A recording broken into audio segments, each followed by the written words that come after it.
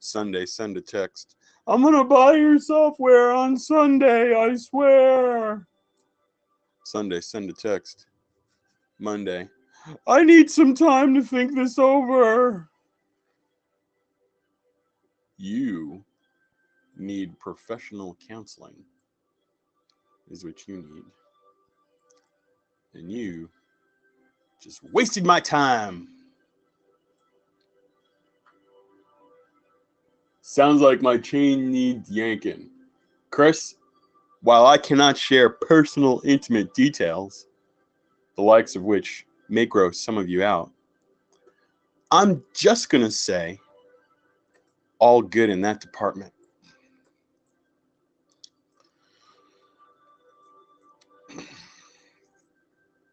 This dog is sufficiently fed.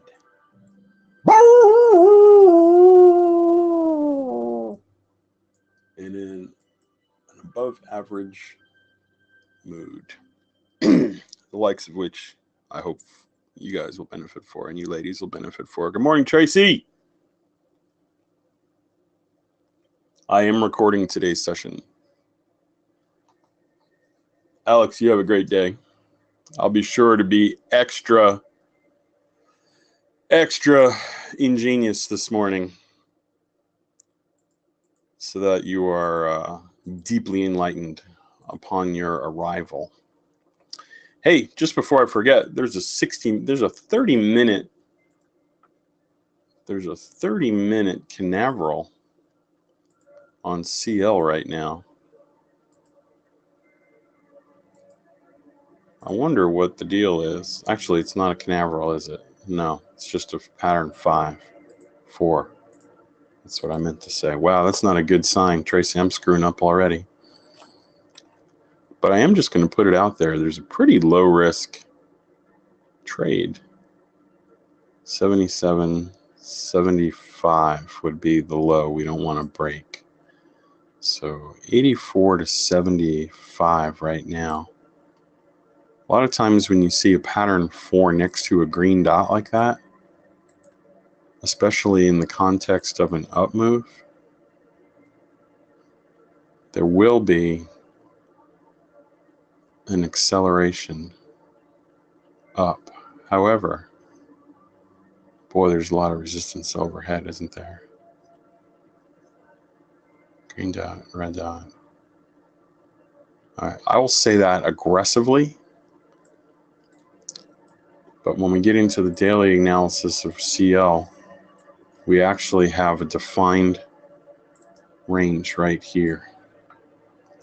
And on both sides of the range, there are pattern 5s, pattern 2s, pattern 4s, pattern 4s, and there was almost a pattern 1 right here.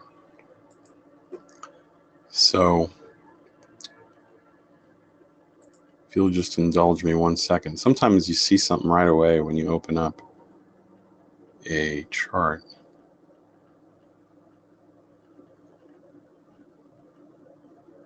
Okay.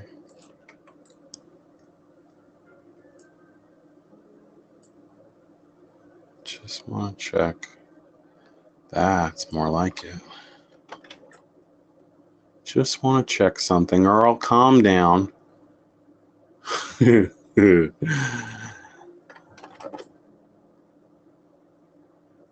I'm just teasing. Hey, that looks pretty spanky, doesn't it?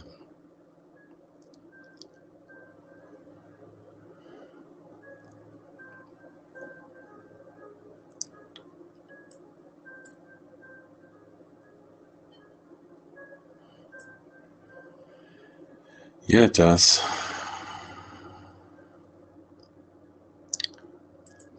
Just for poops and giggles.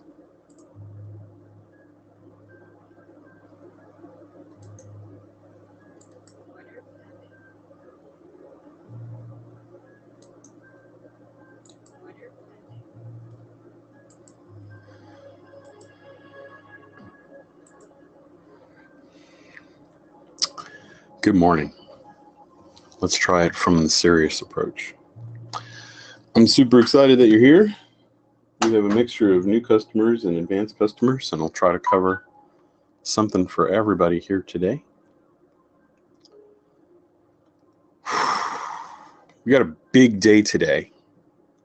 I'm actually confessedly a little nervous about today because of our webinar event at 12 o'clock. So just advance notice that I may need to finish a little early today, say around 11-ish, and get those workspaces up and ready for you to see. I'm also nervous because my best friend is home looking at signals right now. We're not sure what we got with one thing that we've developed for you, and I'm hesitantly optimistic this morning that we maybe invented a microwave propulsion generator and we don't know how it works, but it's still working.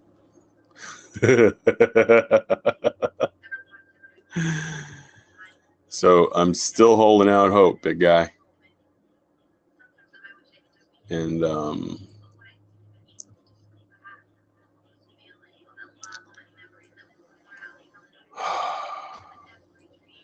curious to see what he tells me, because I can't run it and this at the same time.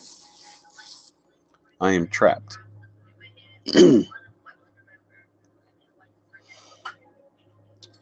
So I've got that going on. My kids are home from school,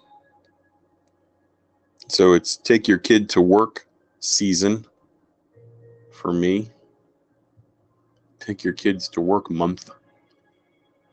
And it's cool as long as I'm up here, but sometimes, I want to run down to the restroom, and there's a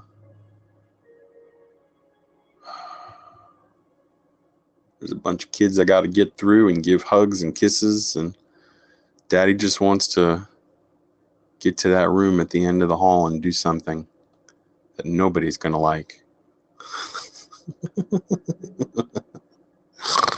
But I'm super stoked to have them home, and starting to feel like vacation.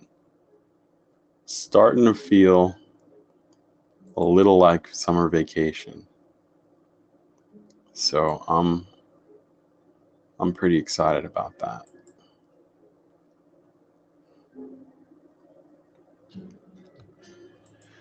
Hope everyone else is well.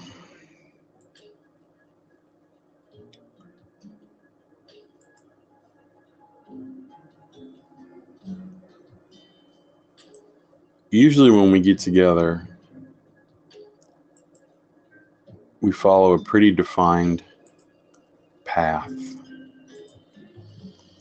Now that I'm done jabberjawing,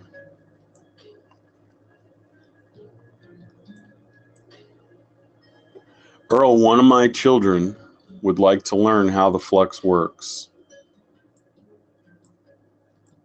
And he has asked if he can come to webinars. And he has expressed an interest in learning how to do what I do.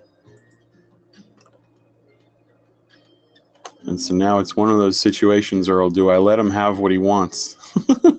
Or do I steer him away from a lifetime of searching for patterns? Of the 3 kids, I actually think he's best suited for it. So I don't know. I have quite the conundrum.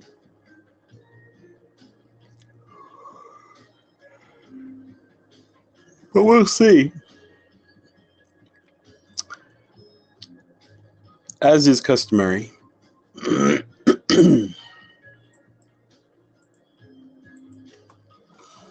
I want to show you some capabilities, some techniques. Repetition is the key to proficiency.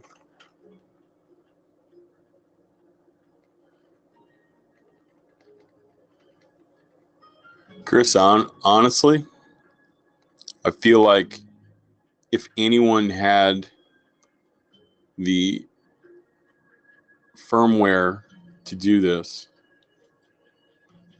it's him. I don't really, truth be told,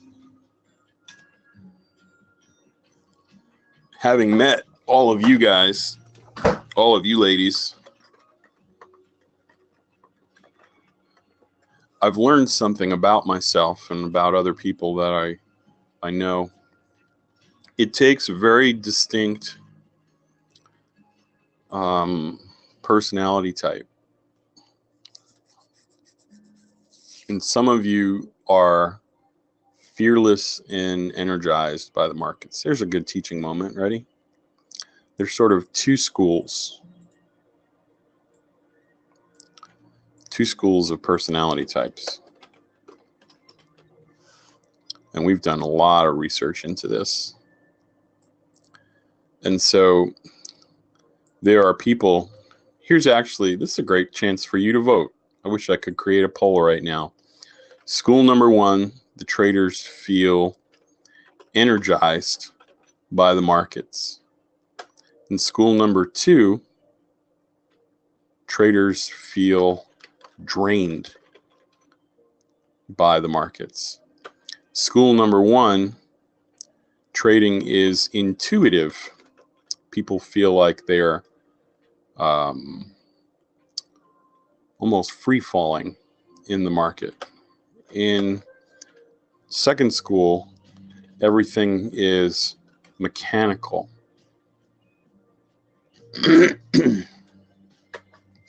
In the first school, there's almost a me versus them sense of achievement. I'm going to win and you're going to lose. And school number 2 feels like, oh my God. And school number 1, it feels like more of a sport to you. And school number 2 feels like more of a job. See, Earl is like, I could do this all day long. Earl, I would guess, based off of what you just told me, the people in school number 1 tend to say certain things. Ready? People in school number 1 tend to say things like the following. And Ron, confirm or deny this for me if you're listening along over there.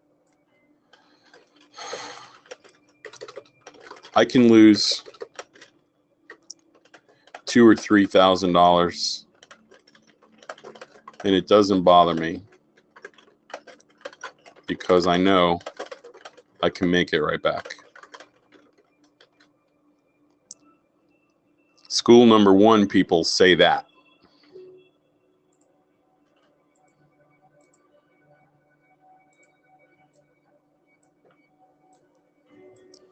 I can lose a few $1,000s. Doesn't bother me. I know I can make it back.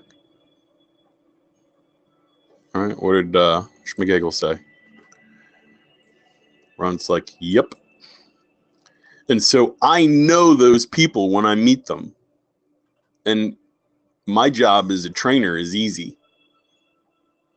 I got one guy in Atlanta right now, and he bought the software. He used to be a real estate agent, and on par, he makes $5,000 to $8,000 a day. And he's mad that he doesn't make more, but he doesn't want to increase his contracts. He trades 4 to 6 contracts, makes $5,000 to $8,000 a day with the Flux. Okay. The overwhelming majority of people are school number 2. Nathan, I am an ENFP. That is my Myers-Briggs personality type. It's good news for you.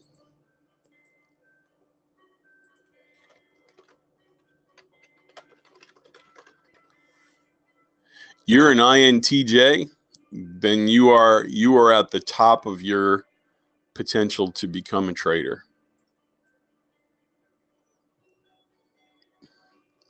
You want to see the screen grab for me, Nathan?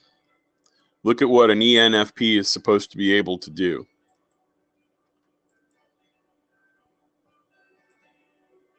What am I doing right now? This was when I became a firm believer.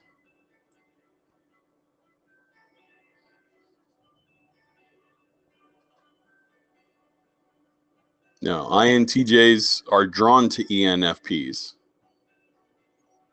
You're drawn to me because I'm crazy and you'd love to be.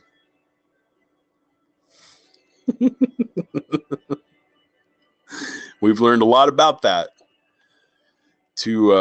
much to my detriment. If you want to read a little bit more about my personality, by the way, go ahead and click on the link in the chat box. If you'd like to take the test,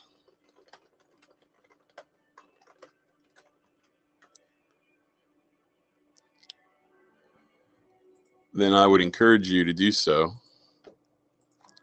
And if you wouldn't mind, email Ron or I the results, because we can actually tell you what your odds of being a successful trader are and where you need to do some work. So anyone who's not Nathan, there are two personality types, an INTJ and an ENTJ. And the overwhelming majority of them, 80+% of those customers, report being net profitable.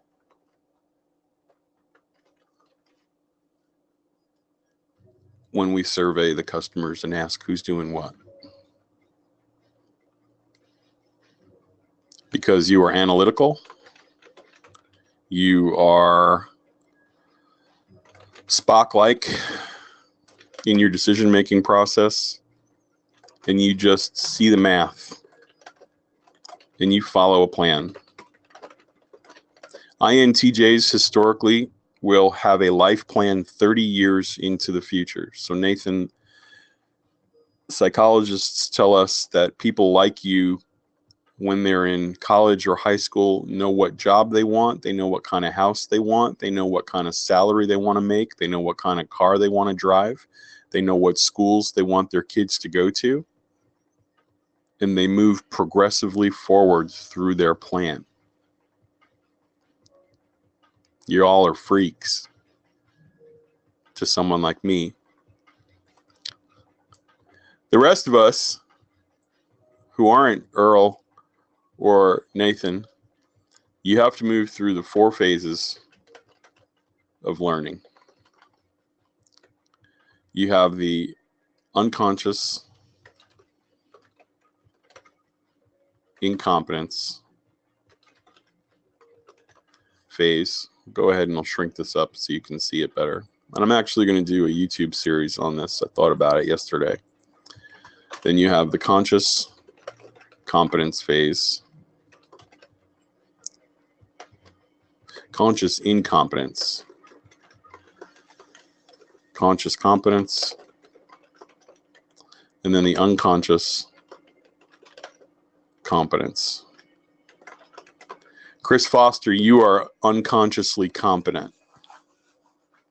Ernie Vroom, you are unconsciously competent. Nell Diaz and Tracy, you are unconsciously competent. When you arrive at that phase and someone says, why did you take that trade? Your answer is, I just knew it was going up.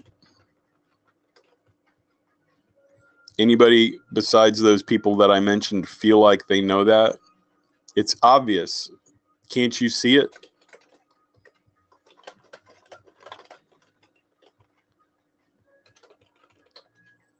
Okay.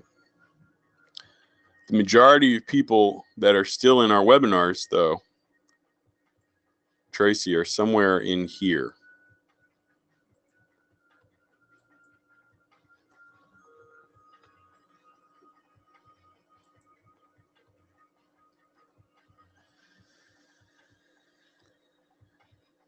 And somewhere in here.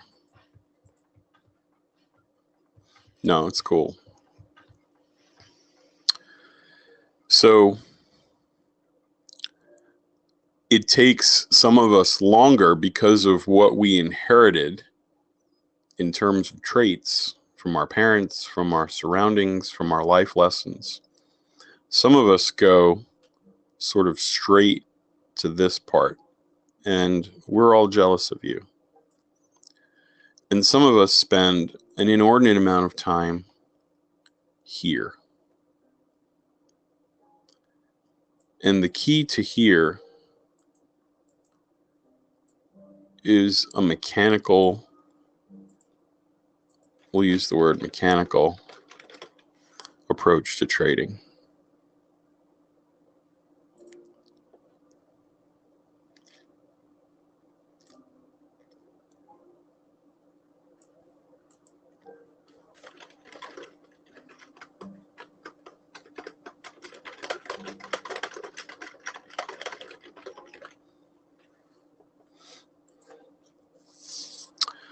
We're going to talk a little bit about that in the futures charts when we get there today. In fact, I think we're going to spend more time over there than we will on the daily charts today, because I think that's where a lot of us need to do some work.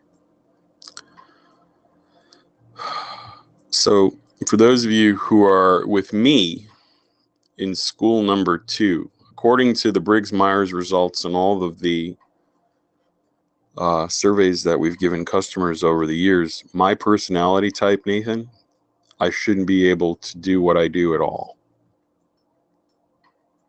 Meaning it's taken me almost 10 years to exorcise some of my demons. And I am almost neck and neck with some of you now in the phase in the second school. Does that make any sense?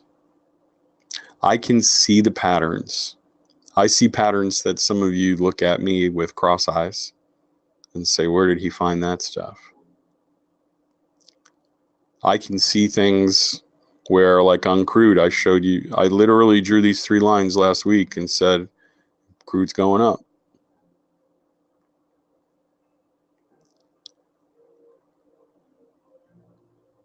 Right. George, I agree with that.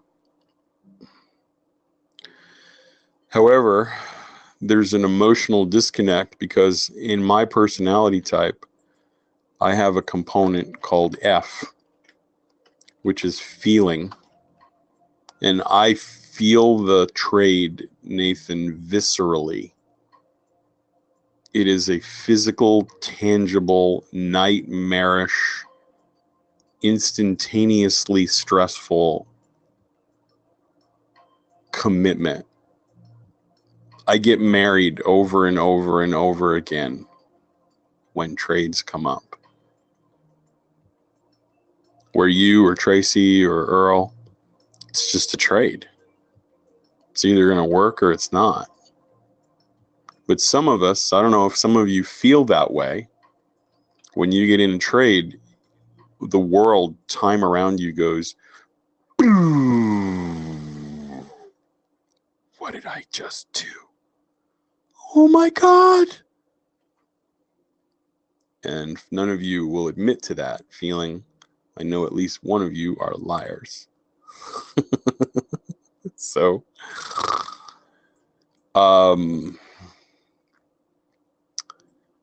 is this something we can talk about, or would you rather just get right to the screens? I'd like to go 5 more minutes along these lines, if that's okay.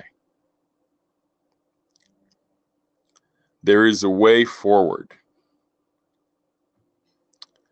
And the way forward involves 3 steps. And it's almost universal.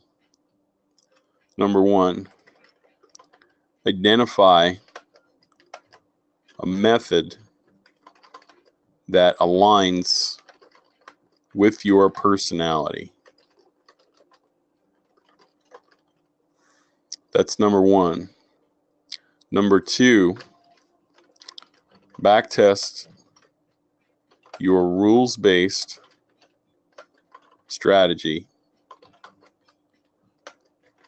across 300 to 400 instances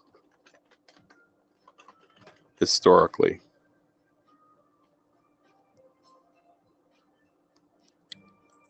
And then number 3, forward test in sim and then live using a predetermined money management plan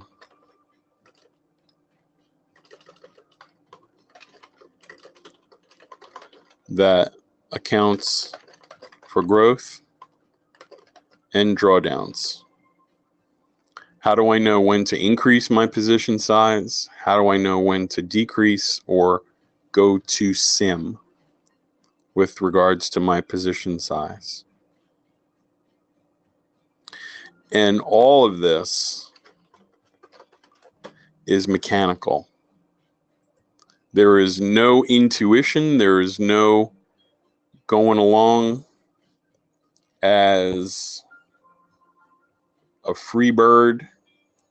There's no, I think I'll try this, I think I'll try that. You have to learn a mechanically rules-based trading system and learn to trust the probabilities of that system. You fall helplessly into the math of your model. And so one of the things that we've tried to evolve into over the years, sometimes it's very frustrating for some of you. Others of you are glad that we do it. We put multiple people in your rear view mirror. We give you access to Ron, whose charts look nothing like my charts. And it freaks a lot of you out. I get the mail. And we give you access to Rachel, whose charts are very clean and simple and basic. Give you access to Bob Swazerski over at Rapid Fire, whose charts look nothing like mine. And then you, of course, have access to me. And all of that is to present you with different ideas. We're throwing tennis balls against a Velcro wall. And eventually one of those balls usually sticks. And somebody says, I really liked when you did this. I really liked when he said that. This made a lot of sense to me. And some of you, it takes longer than others to find. But this is a critical step worth staying motionless, waiting for. Do you trade a caveman style system? Do you trade an inversion trade? Do you trade Ron's 60-minute trade? Do you trade a stoplight trade? Do you trade a rapid fire style trade? Do you trade a Hail Mary style trade? Do you trade a game on breakout style trade? Do you trade a pullback trade? Do you trade a daily cycle marker Orion day trade? Do you trade any one of a number of techniques that we teach? But when you figure it out, Nathan, ding, you have permission now to do this. And if your rules are correct, you should get an equity curve that kind of looks like that. And if you have this after 300 to 400 trades, ding, you now have permission to go here. But when you're in the mechanically conscious competence phase of your learning, this is the only path forward. There are no shortcuts through this. You have to cross through this to get to the unconscious competence phase. And Tracy, Nathan, I suspect when you guys first started trading, you had a phase like this where you just did the same things over and over. I'm going to trade an iron condor. Everywhere I see a setup, I'm going to trade an iron condor. I'm going to trade a butterfly options play based off of this book that I bought. And now you look at it and you're recalling all of those things and you're trading fluidly in the markets, but you're not following a very strict rule set, but you're still following a method. and you see little nuances that you didn't see when you first started learning. So for many of you, this is the critical part. What fits? What works well? What market? Here, let me blow this out because most of you are here. What market do I feel aligned with? Do you know what I mean when I say that? What market do I feel aligned with? Every market has its own personality. Every Forex pair has its own personality. That is to say, the way it moves, the speed at which it moves. And your personality could be the difference between watching bonds, the way it vibrates, Tracy, is a good way to describe it. Or in the case of bonds, it's like watching paint dry. And others of you like me, you like CL and NQ because these markets have ADHD. They move fast and they have a pace to it. And then there are markets that are sort of in between, like the E-mini S&P. It moves slower and deliberately. So that's a very important component in identifying a method that aligns with your personality. What market do I feel aligned with?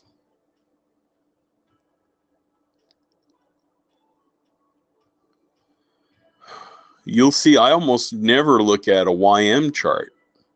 Thought about that last night unconsciously. It just doesn't speak to me.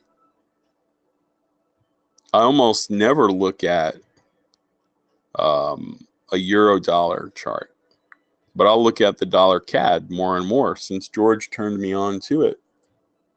I'm starting to love that Forex pair, or the Australian dollar. But the other pairs don't really appear to me because they move differently. And so it's acknowledging that there are differences. It's acknowledging that there are subtle nuances to each. And really being honest, having an honest conversation with yourself about, if I was trapped on a deserted island and I had to trade to get home and I could only pick one market, what market would I pick? What instrument would I focus on? What stock would I specialize in? Because the ones who are net profitable, the ones who are making money consistently will say, I don't trade more than one or two markets. And some of you, one customer, when I signed him up, Tracy, he had 4 workspaces and 12 to 20 charts on each workspace. He's struggling. True story. I wish you could see some of the crazy that I see. Okay. So once you establish what market do I feel aligned with, then it becomes a question of what method will I apply to that market? Will I trade in the direction of the trend? Will I trade counter trend? Search for highs and lows. Will I trade a support and resistance, or what I call horizontal movement? Will I trade bounces off of walls? And I'll tell you what I've said in the past, the ones that are generally making more money, and Chris Foster, feel free to correct me if I'm wrong, most of the people are trading trend. They're trading in the direction of an overall market movement that they identify. Tracy? Yeah. And so you'll see a lot of the times I focus on trend signals, because it's almost impossible as a new trader who's consciously incompetent to trade highs and lows, to pick tops and bottoms, catch a falling knife.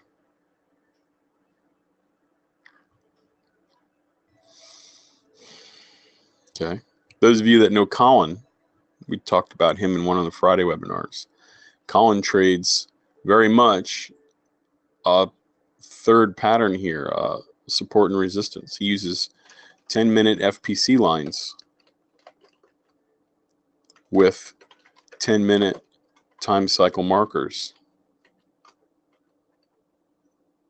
And he takes bounces off of those. And he makes a few $1,000s a week. But it took Colin 2 to 3 years with the software to get to that point. Some of you, it takes 2 to 3 months. And so it's really important to understand when you're having that honest conversation with yourself. Be honest about your journey and to be patient with yourself.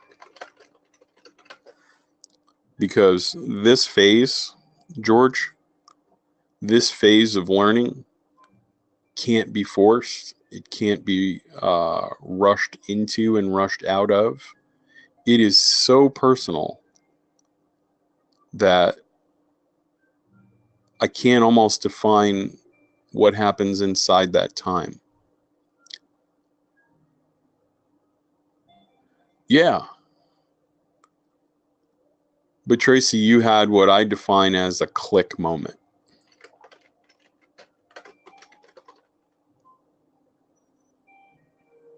And I bet you remember the day that it happened where you went, oh, for crying out loud. Really? Well, of course. Why didn't I? Oh, of course I'm going to go long here. Of course I'm going to get a call right here. Oh, okay, let's go.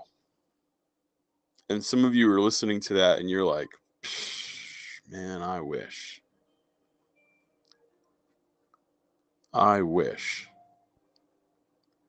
And I want to encourage some of you here today because trading companies will never admit to you what I'm teaching you right now.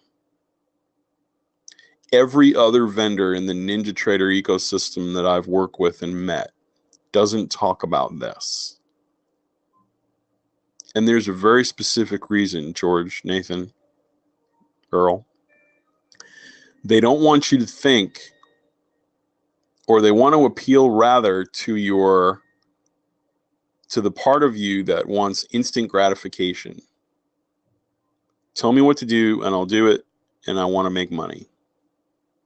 And what vendors, if they were honest with you, would say is that it's going to take some of you 2 to 3 years. It's going to take some of you 2 to 3 months. And you should be honest with yourself about your journey, and you should be patient with yourself because some of you will have a click moment sooner than others. And I want you to know that this middle part of the process, going from losing money to break even plus to consistently profitable, in my empirical experience, I may not be an expert trader. I may not be an expert tool builder. But one thing I have expertise in after 10 years of working with them is people. And what commonalities successful people shared and what commonalities unsuccessful people shared. I know the guy who I wrote that email to when we started, he's never going to be a successful trader. I know it. I would bet my mortgage on it. 5-to-1 odds against me. I would still bet the farm that this guy won't be a successful trader. And I've written 2-page emails to people. One guy, he's in Florida. His name is Charles Ronnie. You might have remembered a few weeks ago in a Friday webinar, I called the guy out. Ronnie had been watching us for a very long time. Ronnie had lost a lot of money. He lived debt-free on the beach in Florida. Had a home without a mortgage, an acre on the ocean. And the things that he said and the things that he did and the way that he behaved and the emails that he wrote and the follow-ups that he didn't have with me, they just all fit in a category of people that are never going to get there. You're here this morning. The odds of your success, in my opinion, empirically, increase in order of magnitude because you want to learn. But I need you to understand, when you are honest about your journey, it's going to take as long as it's going to take. I'm going to allow myself to learn at my pace, to pick up as I go along. I will be profitable. I will be successful. I will see this through. I know that it's possible. I'm going to surround myself with successful people. I'm going to surround myself with positive potentials. I'm going to shut off the negative self-talk. And it's going to happen when it's going to happen. Until then, I'm going to follow the process. I'm going to go through these steps. And then ultimately being patient with yourself. I am seeing things and maturing in a way with regards to trading that I never saw or felt, 2 years ago, 1 year ago. There has been a fundamental shift in my psyche. Many of you have written emails to me and noted as much. Hey, you're in the groove. You're seeing things that you've never seen before. It's a difference. What's up? What changed? That's 10 years of doing this every day for every week, every year. So be patient with yourself. The more pressure you put on yourself in the conscious competence phase, the longer this process takes.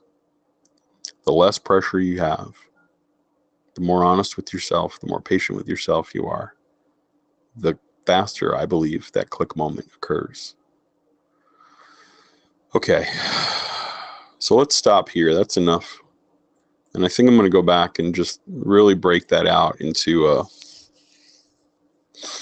several part series. I want you to see, just real quick, where we're at in our last analysis on the E-mini S&P, using the techniques that I'm not going to get too far into today. But I want you to see the kinds of things that we were able to predict in terms of where the market was going.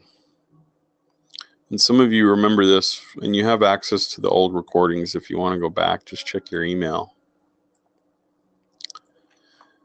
Is Gig here today?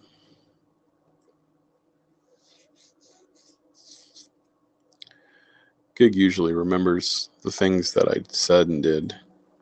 The last time we looked at the ES and we were in a phase 4, we were over here. And the 50 to 75 of us did an analysis on the ES, and we figured out that it was minimally going here. I think I said 424 or 425. And then we had our outlier. We said that it was going to go possibly into the blue, and that the highest it would go would be up here at 24, 45, 49 area. And I have that black line up here at 24, 47. Then we did our resonant angle analysis, something Ron's going to teach about here in a couple hours, with an automated version of what I've been doing by hand. And we have these crazy lines. And I want you to see where we are relative to the E-mini S&P moving forwards. What box are we in right now? We're back in this rectangle down here. And there's tremendous resistance today above us at 24.32 I drew this orange line and I told people, hey, this is where we're going to hit our heads. And if we get up past that box, we'll go up and hit our heads here. But if we hit our heads there, we're going to come down. And we did. So in a few short hours, I want to save that analysis. And Ron will show you how he's going to do it automatically with a new tool called the Flux Resonant Angle Indicator. I would like to focus today more on the intraday stuff, the basic histogram stuff, because I think there's, based on the questions I've been asking, there's more value in that for some of you. Unless, and I'll ask this question, is there anybody who's in a longer term swing trade and they're needing some help with a daily bar analysis that they're in a trade for?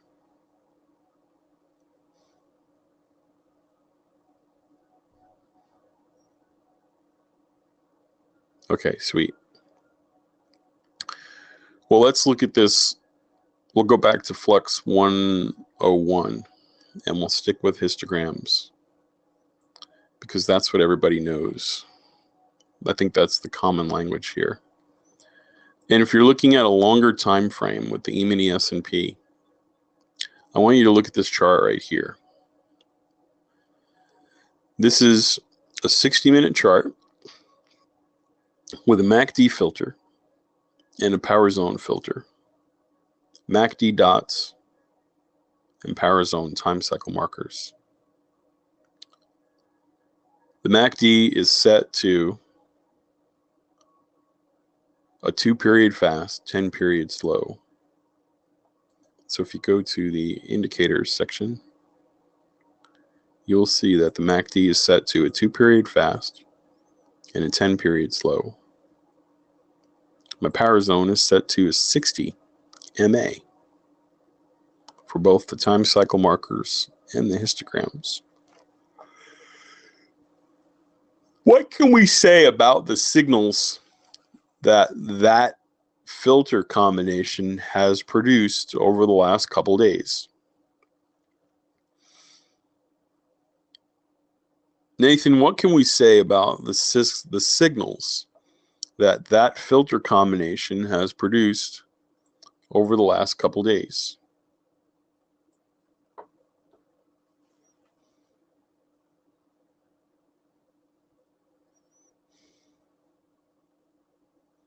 Give yourself the freedom right now to know this is a safe place. I'm not going to make fun of you. I'm not going to judge you. I'm not going to correct you. I want you, though, to look at this chart the way that I look at this chart. I want to help you get through this conscious competence phase. When you look at this chart, what are some things we can say? I'm going to keep a list. Okay, so let's write down everything we know about this.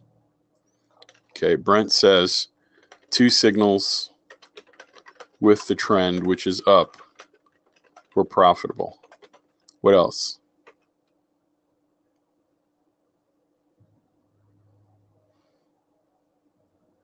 Let's see if we can pull 10 pieces of information out of this chart.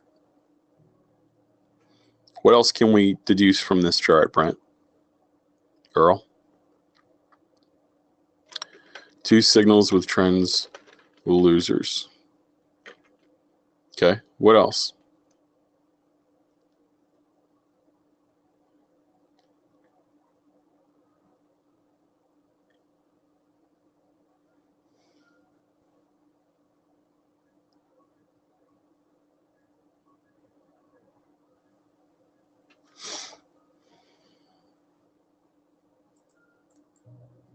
Hey, you're supposed to be teaching. We're just supposed to be listening.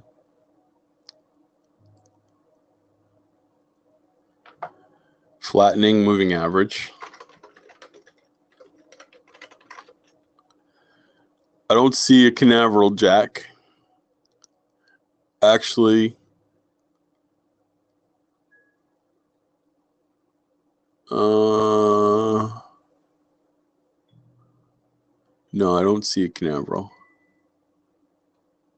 Tracy says, all the down signals haven't been able to break through the trend line. Trend is intact. The 120 EMA was touched and rejected.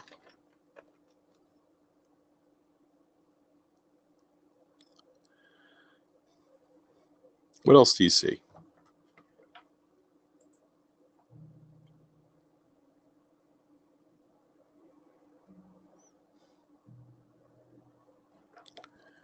Okay, lower highs.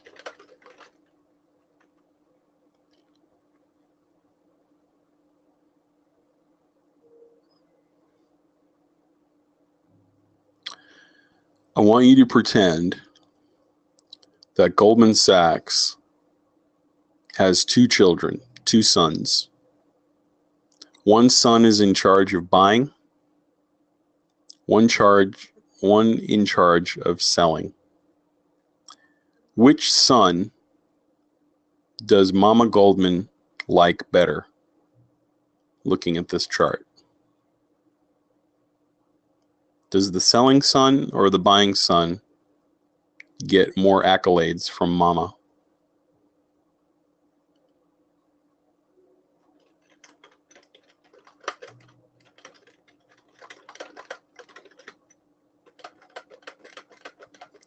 How many of you just saw that when I said it?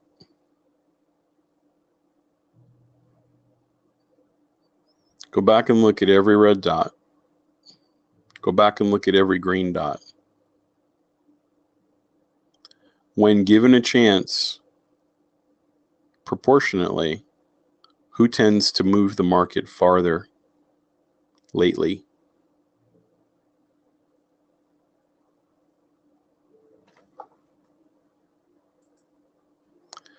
Here's what I mean by that. When it was time for the market to go up, you had an anemic move here. You had an anemic move here. You had an anemic move here. Brent, they've all been around the same. But when it was time to sell, you had this move, you had this move, you had this move,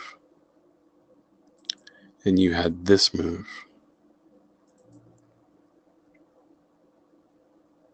The selling times have produced larger moves. How long has that been going on? Since right here.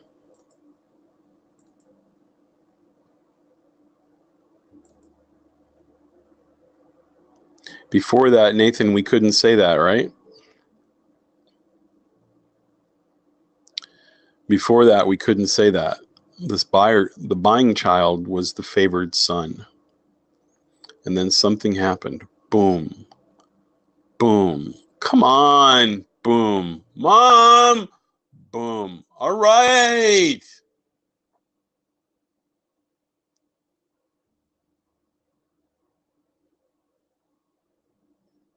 Okay. Is there anything else we can say about the market? By the way, this thing we're doing, you can do this on any time frame. You do it on a 5-minute chart. You do it on a 5-tick chart.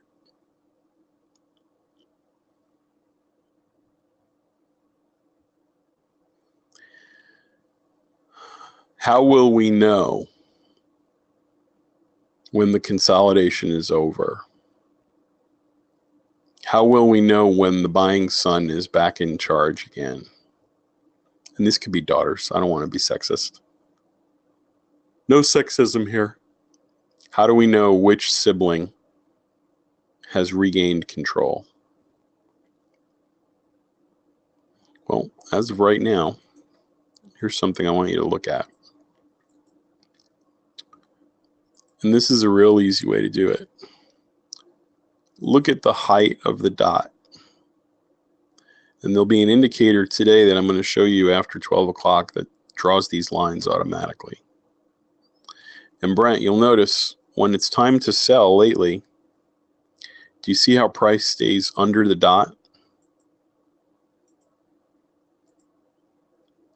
Earl, when it's time to sell, price never goes near the dot. But when it's time to buy, it either comes right to the dot or moves past it.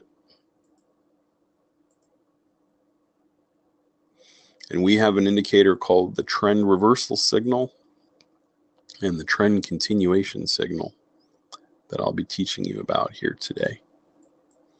But I want you to see what's happened here. Ready?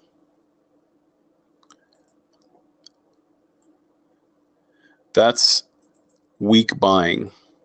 This was weak buying. And this was weak buying. We'll know when the trend is about to resume when we start to see a vacuum of power. That is to say, when it's the seller's turn, and George, they drop the ball. That is to say, now we have a 1 bar window here. This bar is going to be a green dot when it closes in 47 minutes. But then 11 o'clock is another selling pressure signal. But if we started to see price above, this is just a very, very, very rudimentary way to analyze this market. But Nathan, it indicates a weakness. It indicates a vulnerability. It indicates a shift in the struggle between those two brothers. And I try to paint as many different word pictures as I can, because at one point you'll have a click moment where you go, oh, two brothers. Yeah, I got it. I got it, Mike. I got it now. I got it. Okay. So look at all the information we got from one chart with 12 dots on it, if there are that many. At 10 o'clock, there's going to be another green dot on the close of this candle. And Brent, what do we know about the green dots that we've seen? What do we know about the green dots that we've seen? Well, there's been one of two things. There has been, from the open of that candle, a push up. We'll go ahead and make those push-ups dark turquoise. That's how high it went from the open of that candle. It didn't go but one tick here.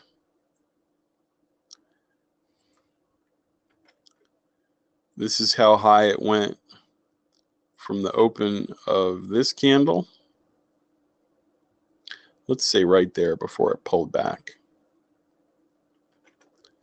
And then Brent, last night in the Asian Euro session, it went at least that high. So I can take those 4 rectangles now and I can pull them over here. And what I start to see, Brent, is that 2 of those rectangles kind of line up with each other, don't they?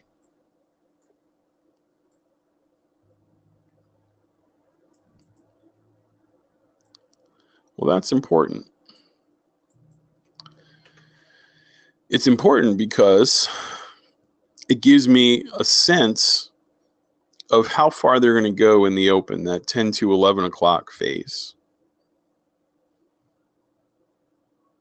And right now that means 24.32 to 24.35. It's only $3. Okay. But it also, now I want you to look at it from the other direction. Ready? From the open of this candle, Brent, they came down this low before they went up. From the open of this candle yesterday, they came down this low before they went up. And then back here in the Asian session, they fell this low. Okay, and then over here, they came down this low. So now watch, ready? From the open of the candle, do we see any patterns that line up?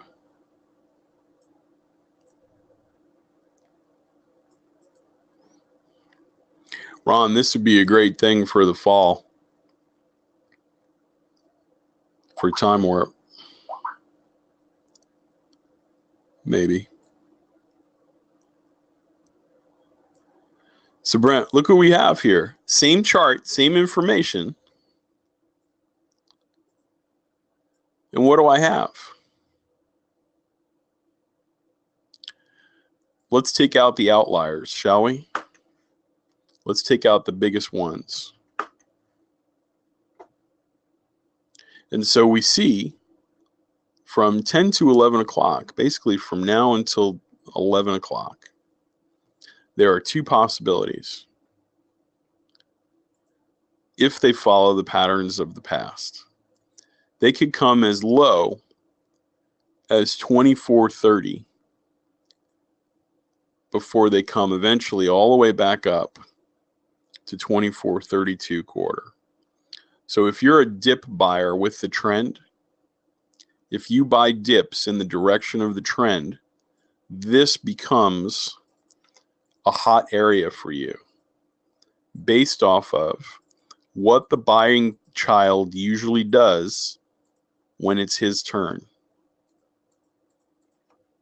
Does that make sense, Brent? Okay. If they go up, they have the potential, on average, to go as high as up here.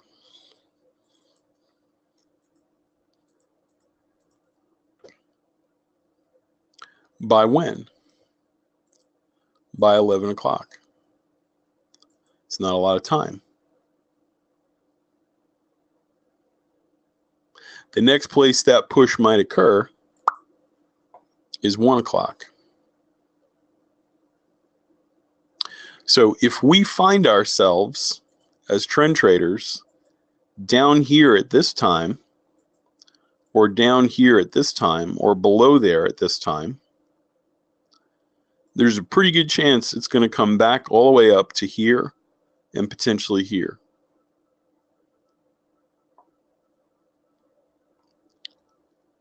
Now, where's the line in the sand today? What's the one time of day we need to watch out for? Based off of our 10 plus things that we've discovered on a 60-minute chart. Where's the landmine, David? Justin, where's the landmine?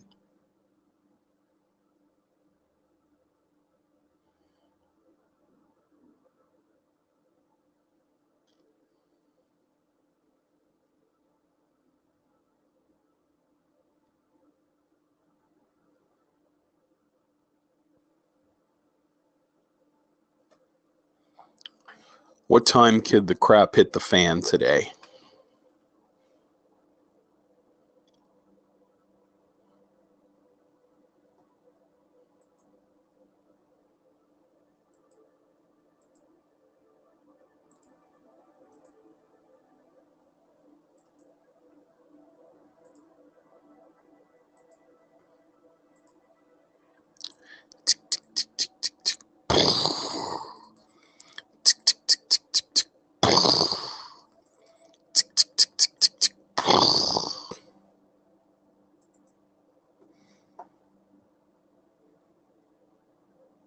What's common about those last 3 times the banks had a chance to sell? They're all the same size.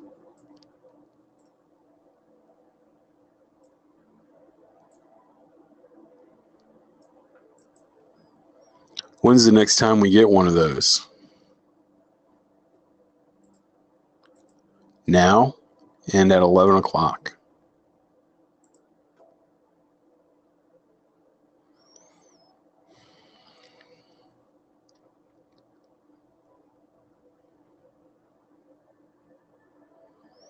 So we have to survive the 11 o'clock candle,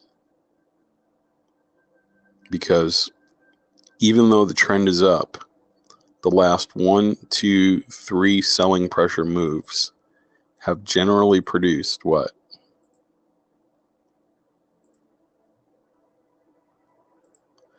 A $6 move down.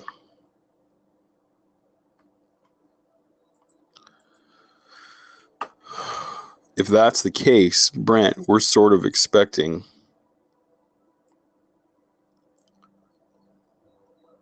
the potential for this, aren't we?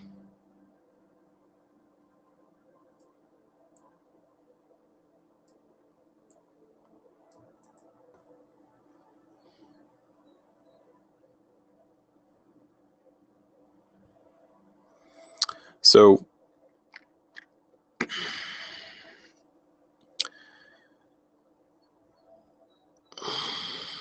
yes, or a run up to the high of that range. If they're going to do it, they're going to do it in this candle right here. If they're going to do it, they're going to do it on this candle, this hour. Right? Because the 10 to 11 o'clock candle is when they unleash the hellfire again. When that selling kid goes, just watch what I'm going to do to you.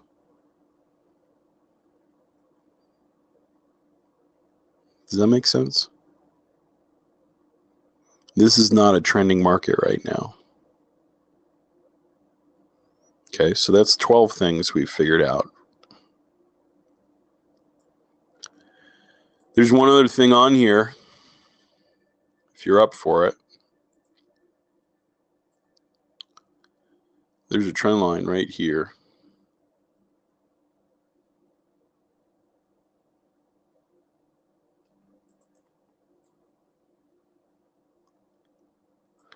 There's another one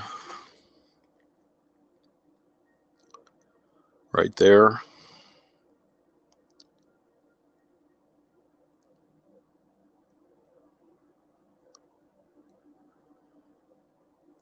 And there's another one right here. There's an intermediate right here. And there's an intermediate right here on the ES. Nathan, does that give us any more information of value?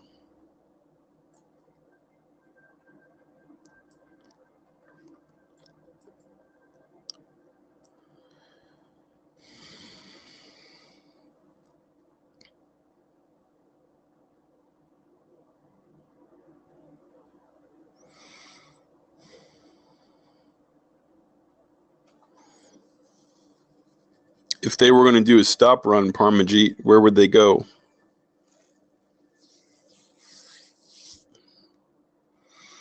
It looks like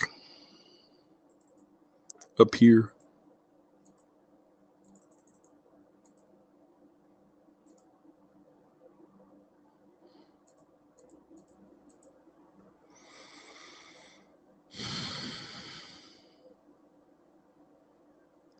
If we see it close above this line, the trend will resume.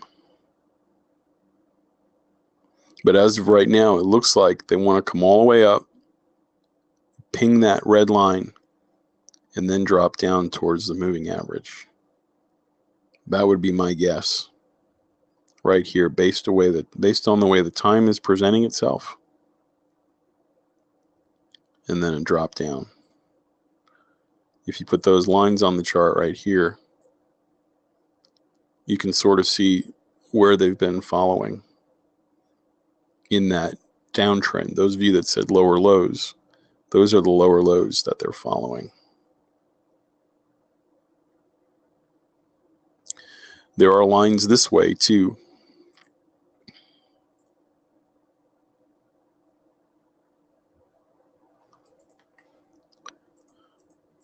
Stand by 1 second.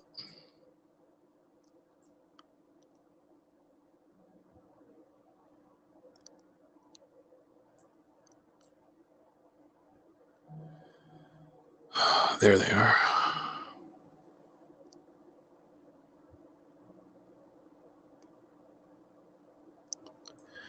And forgive me if I make some mistakes here, but I'm relatively new to this method.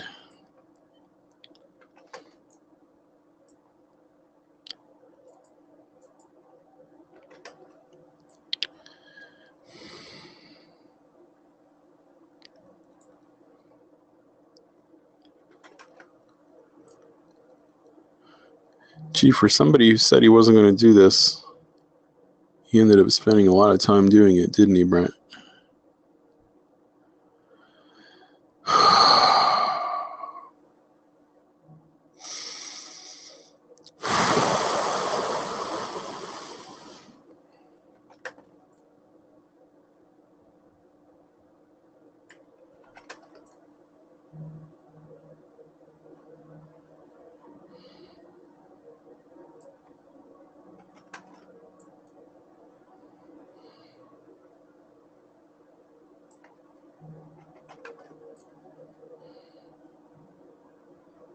I'm doing that thing, George, where I do something and I don't tell people how I'm doing it.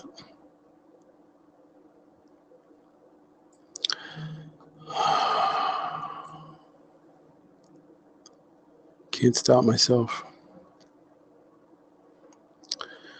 So I've basically defined all of the trends, all of the lines, the resonant angle lines, Brent, this way, and the way we just did it. So let me take, those blue arrows seem to suggest, Brent, what? That this line here is important.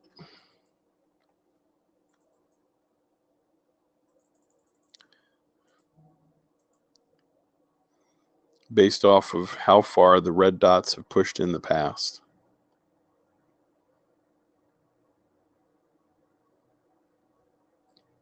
So let's move these blue arrows out of the way. And then I'm going to move the other stuff out of the way. And I want you to see what it looks like with just the resonant angles there.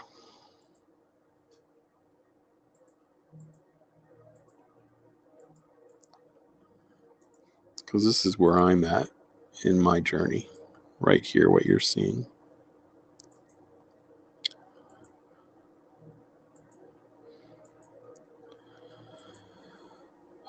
And again, if you can join us at the webinar, you will have an opportunity to have a tool that does this automatically.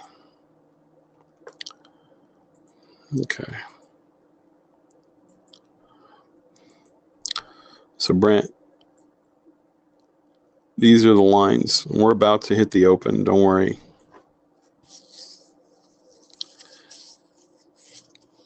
The points of reaction for the ES are 24.31 3/4. Above us, 24.33 1/2. Below us, 24.31. 24.29.50. 24.47 1/2.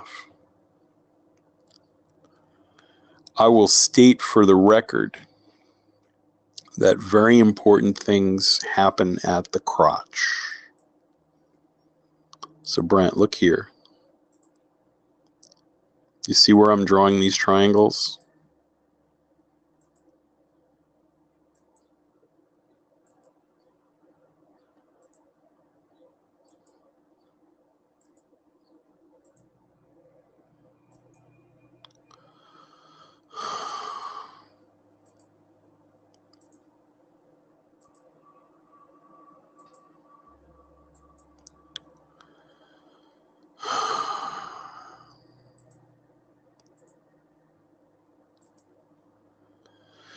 And then vice versa.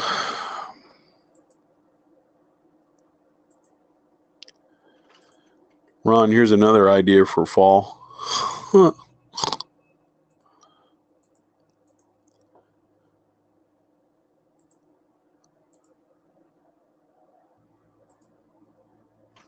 Oops. Again, this is all from one 60-minute chart.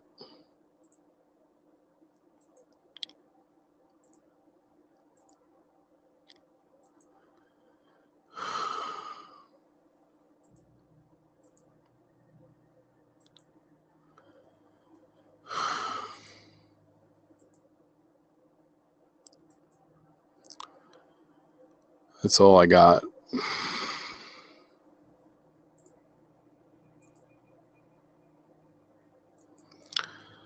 So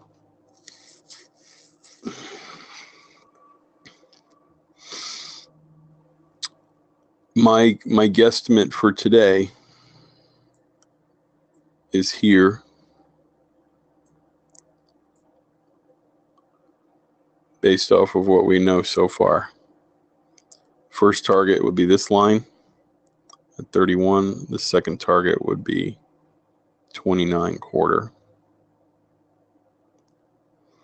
But the big point of reversal today is right here. Meaning I would be most interested if we got down to this level, 27.25 to 27.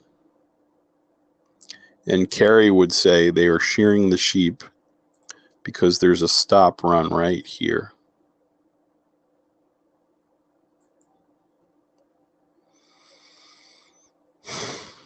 How you guys feel about that analysis?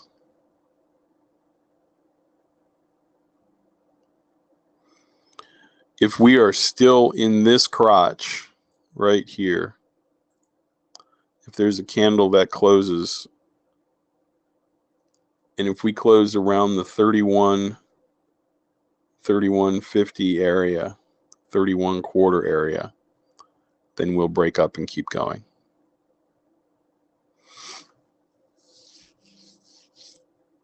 We'll come back to that chart, but that's what I think we're looking for right here. A drop down to 29.25 and a drop down to 27.25.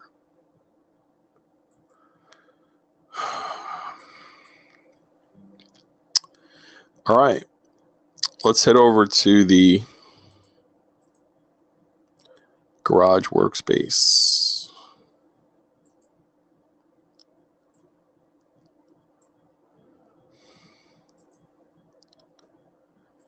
We've got some lines on the ES over here, don't we? Yeah, we do. So fortunately, those lines carried over for us on this chart.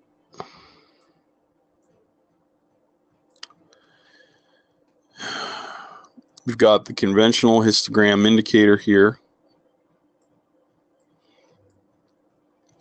CL, we had a pattern 4 lower low red dot right here.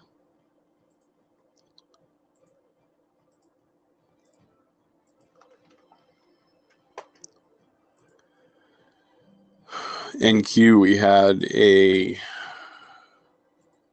Willy Wonka 2, a trend breakout right there at the open. The ES, we're headed up towards our big fat red line right here. I expect resistance when we hit 33.5. GC, we had a signal with trend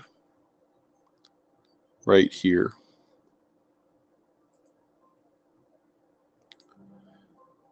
Now I'm going to keep track of a signal called the caveman signal, and I'm going to give everybody the videos that I'm using for these two setups. But as of right now, the dot was at 93.6. The stop is at 93.7. The entry is at the close of the candle. Once you know the risk, you know the reward. Break even is at 1292.0. So your stop on gold is now break even. And we're looking for a target of 91.6 ultimately, but anywhere in this 150 to 200% zone is okay to take profit. Target filled on gold.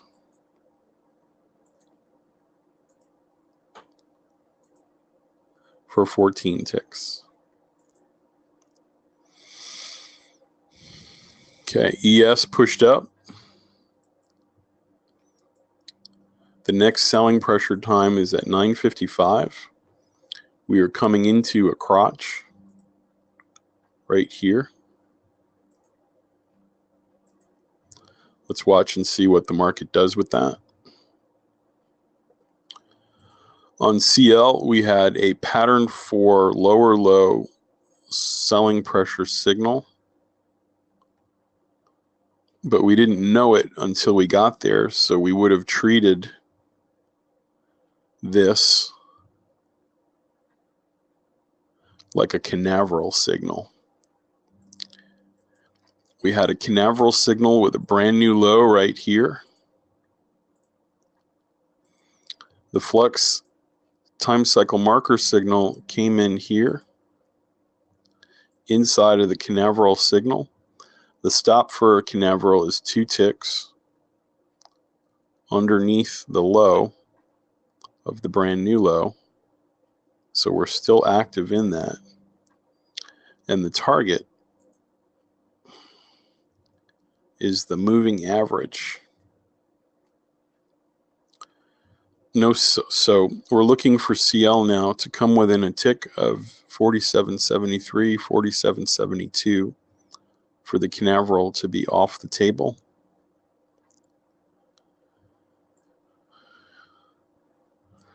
Prior to that, we had a signal at 9:06, did not get penetrated.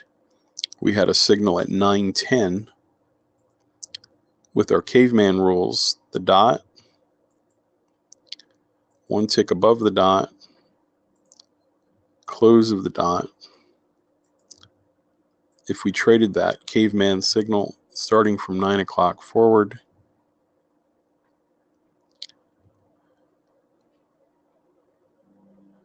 it never hit our break even and we were just stopped out.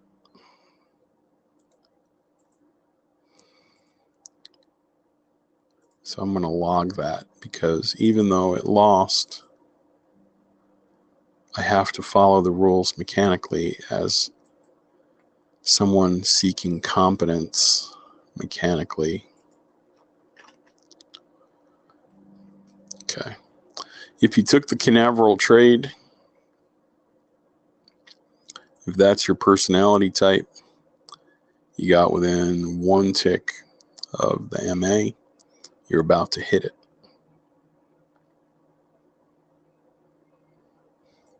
So anybody take the Canaveral setup, let me know. I would love to get Mike to program that too, Ron. I think that would be a cool signal. Some of you threatened to program a Canaveral. Ron said he took it. Good job, sir. Okay, on the NQ, we're just tracking the caveman stuff. We had a signal at 9:05. 9:05, we had a dot. 1 tick below the dot was here. The close of the dot candle was there. So we were looking for a target.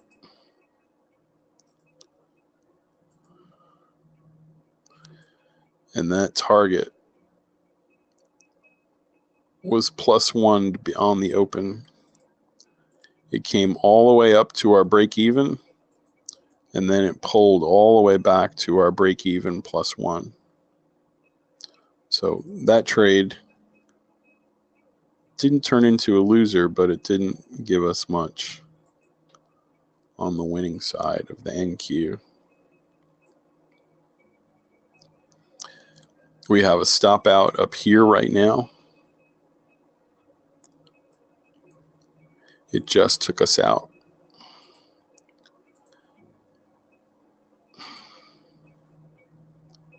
The dot was at 75. The stop was at 50. A 9-tick loser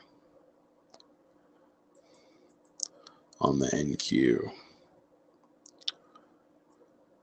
Okay. Again, I'm just going to get in the practice of mechanically following a rule set.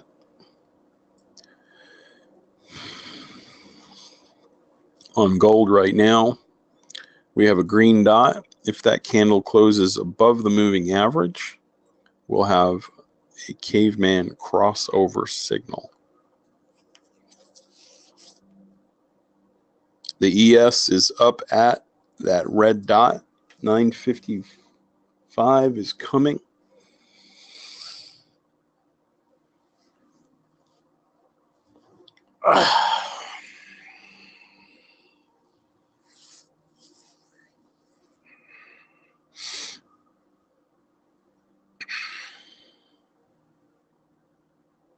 Remember what usually happens at those intersections, those crotches.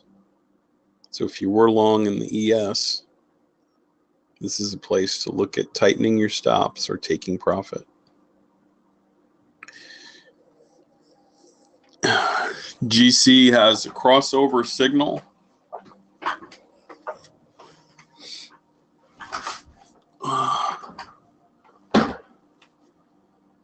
It's a matrix crossover signal, so I can't take it. I would have to wait for a pullback. So I don't have anything to do on gold right now but sit on hands.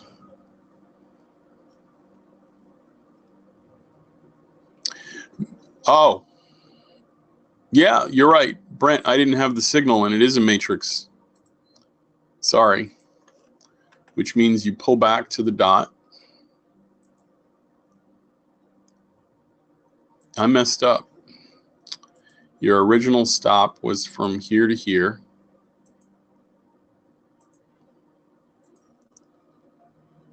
So you're presently long. See, when the student becomes the master, that's when I know my job is done. So Brent, that's the current setup right now. You're long from 78.75, and it might still get stopped out, but at least you had a fighting chance. And your target is 82 and 83.25. We'll see if it hits it or pings it. Yep, so I'll go ahead and label that.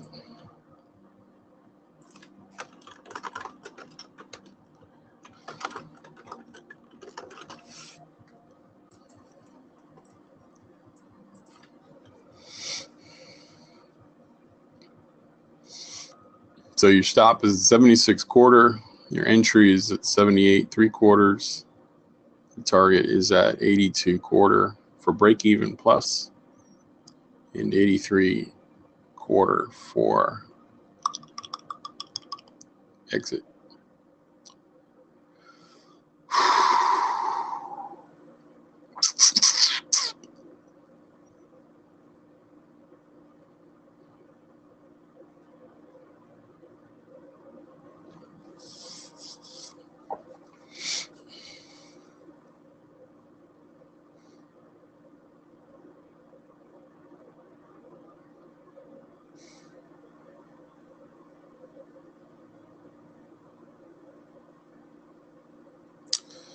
If you traded the ES with a caveman style setup, Brent, your dot was here. Your stop was 1 tick below the dot. Your entry was at the close of the candle. And you were looking for a break-even condition at right here, 33.5. And so now your stop on the ES trade would be 1 tick above right here at 32. stop filled on the Canaveral setup, but at least I tracked it correctly. Thank you, Brent, for that. I wouldn't have got it. I wouldn't have tracked it right. So that's the biggest loss that we could take in the NQ. Right here. Sweet.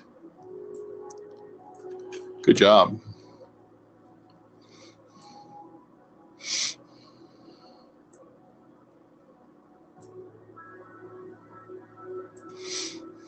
Okay, so those of you that were listening when I said the selling pressure on the ES, those guys seem to have the bigger pushes that we would come up, trip out the stops, and drop down. This is about that level where I would expect that to happen.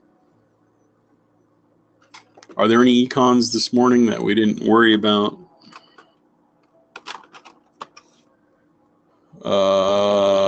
10:30 is crude inventory report, but that's it.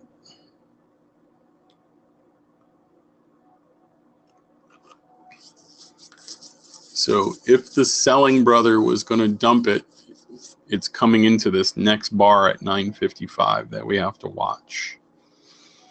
All the signals on this ES chart, by the way, are using one of the new indicators that I'm going to present to you today at 12 o'clock. This is the Flux multi-instrument analysis histogram.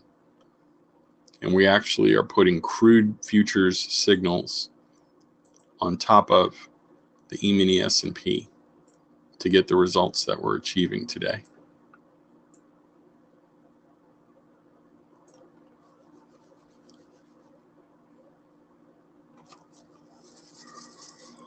On gold, we're looking for a breach, a Willy Wonka 2 golden ticket. If it breaches this line, 1293.9 into 1293.4, we enter, looking for a 6 to 8 tick target in gold. So that would be 6 would be 5, 8 would be 7.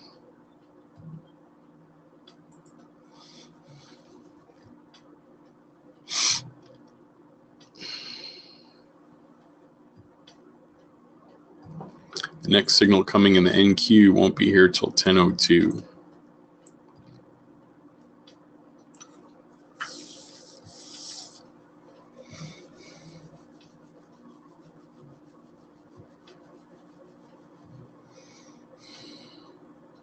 Try to keep my charts clean. I've found personally that if I have complicated, busy charts, it's harder for me to act on what I see.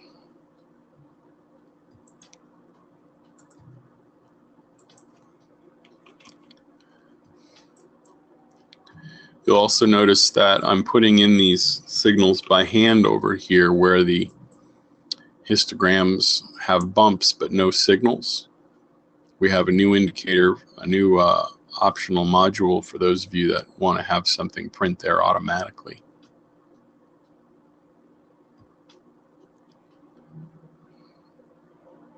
It's not officially a signal, so I'm not going to draw the matrix entry on that.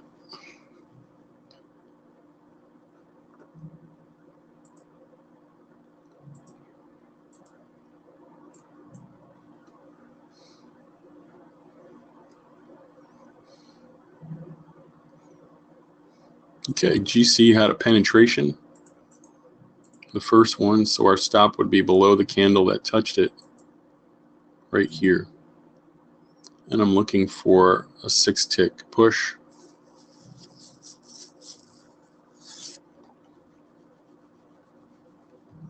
Okay, we got 5. Let's see if we get up and hit 6.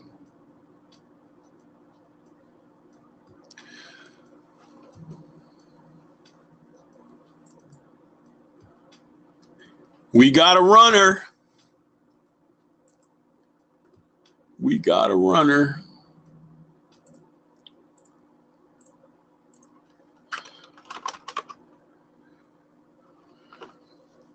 There's that selling kid. That selling kid's got something to prove, doesn't he?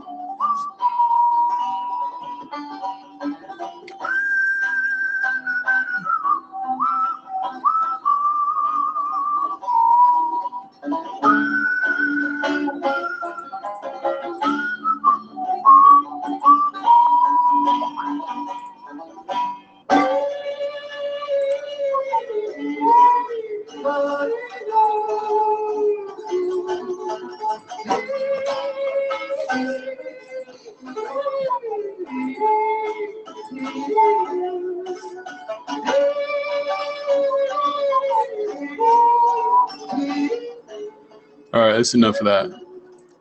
I always play that in my head when the banks just run, when they sell off and go like that. I think it's funny. Some of you may not think it's funny. Gold, we have a matrix setup, Brent. We're looking for a pullback before 955 to 1293.7. If it pulls back that far, the stop in gold would be right here. Big stop. So matrix setup. This would be a Willy Wonka 2 in gold, which is a trend breakout, essentially setup. This is a caveman matrix setup right here. Man, look how far ES came all the way down and just finished where it started. Piece of trash.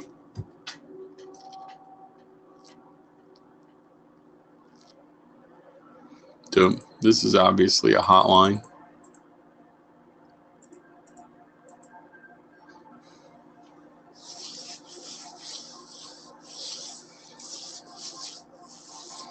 Nothing to do but wait. Hola, Juan Antonio. Good morning, good morning. What's going on in the universe today? According to my sources,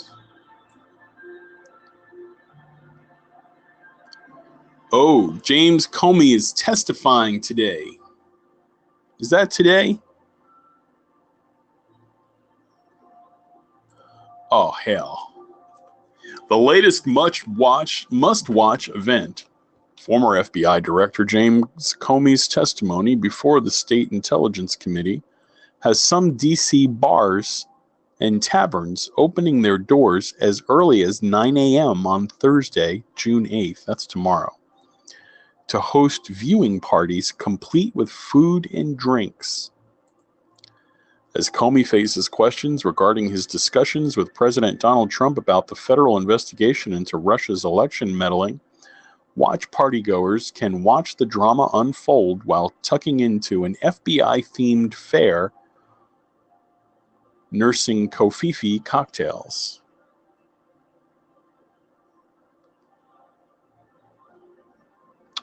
Sean's Tavern plans to open its doors at 9:30 Thursday. For the viewing party, the establishment will feature an FBI breakfast special of French toast, bacon, and ice cream, as well as an FBI sandwich with fried chicken breast, bacon, and iceberg lettuce for $10 each. It also plans to feature a $5 Russian Stoli vodka flavored beverage.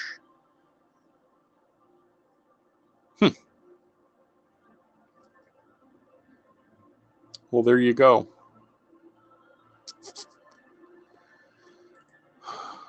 Where have we gone as a country?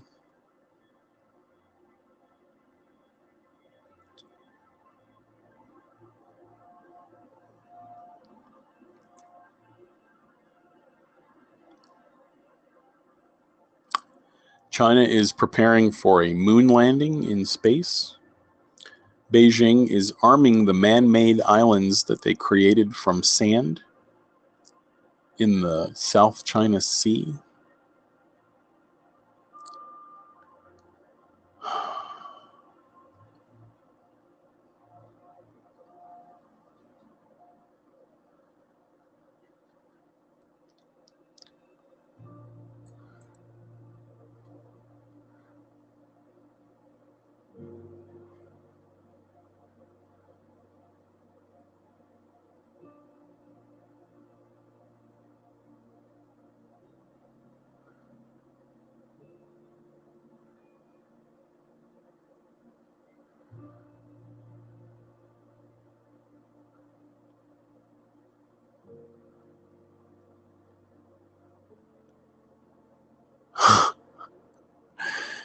And you can't make this other story up.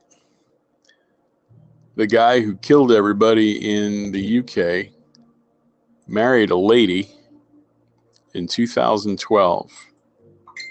And there's a picture of her on their trip to Morocco, smiling in front of a cafe called the ISIS Cafe.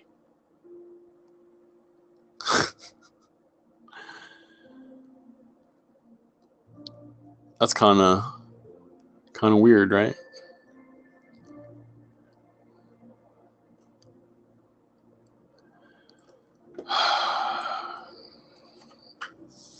Okay, ES is having a hard time with that red resistance line. If we scoot back over to our 60-minute chart, just kind of curious to see how that goes. You'll see where we are right there. In terms of crotches, there's something I didn't think I would say. There seems to be more support for the ES to go up right here than there was for it to go down up here. So Brent, when I look at this chart, I'm seeing that there has been support for the ES all along this line right here. Everybody see that?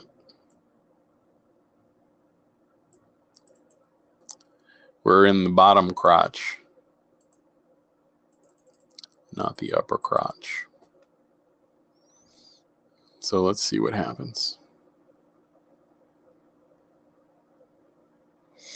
Gold has a 30-minute signal in the direction of the trend, 9:30 into 10 o'clock. So this is a signal with trend, and this was a signal with trend. So if we follow what gold did when it was over here last night, we expect it to get up to 1295.6 potentially. Okay, Brent, we're above that line. ES is headed towards 2435. 2435 is the next line up.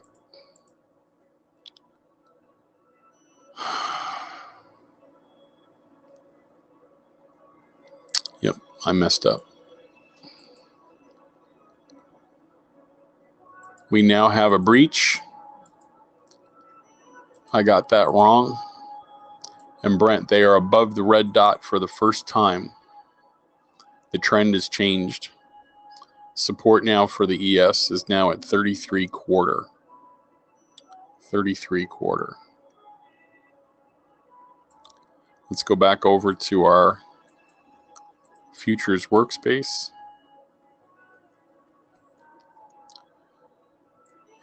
Give a caveman entry on gold.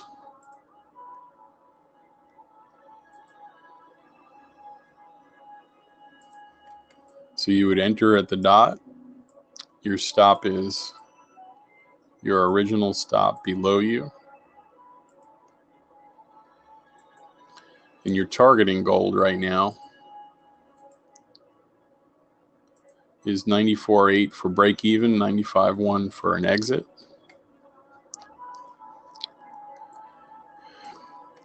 CL has a no trade setup condition here. It closed above the moving average. It was a matrix signal, though, requiring the price to touch the green dot at 68, which it did not.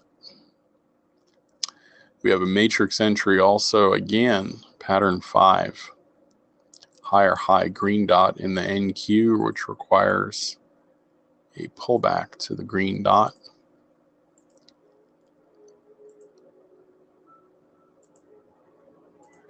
That risk has to be less than 10 ticks. It is not. It is 12, it's 13 ticks. So the most we could do would be 10, which would be 2.5.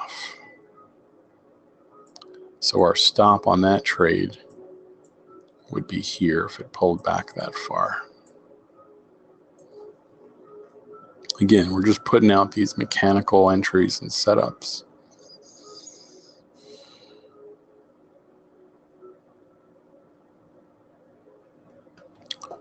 I got a picture of a terrorist staring at me, so I'm going to get rid of that.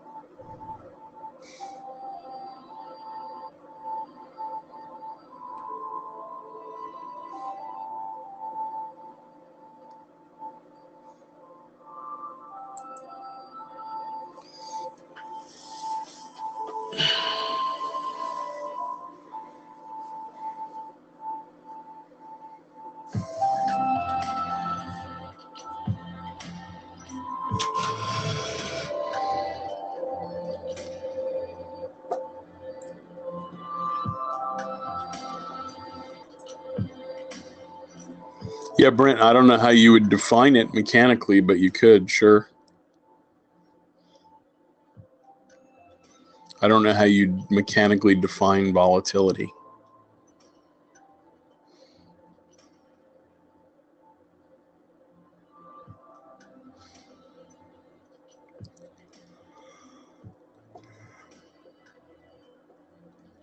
So on the ES, we would be looking for a breakout of 6 to 8 ticks above this line. That would be a Willy Wonka 2 or a breakout with trend. 6 ticks would be 1, 2, 3, 4, 5, 6. And 8 would be 2 more.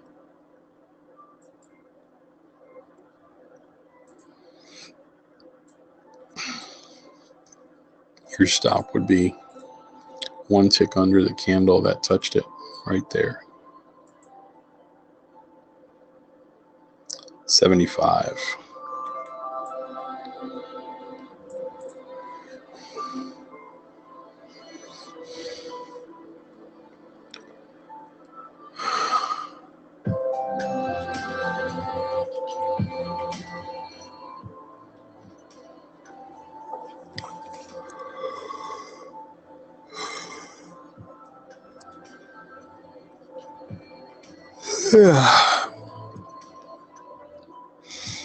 Well, Jack, let me represent or regurgitate that question back towards you.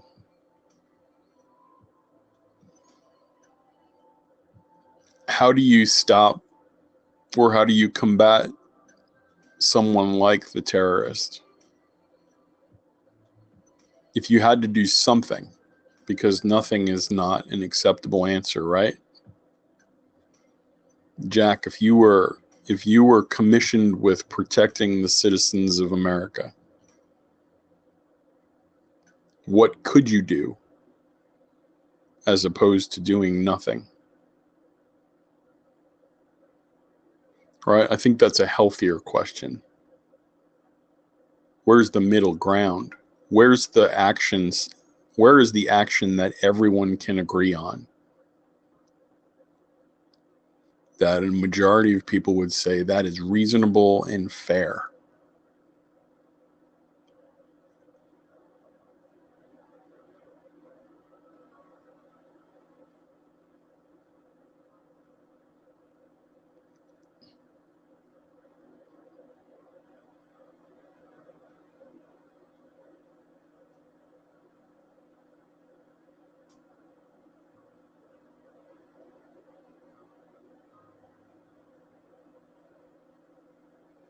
Okay, so I listened and they told me where all the terrorists are coming from.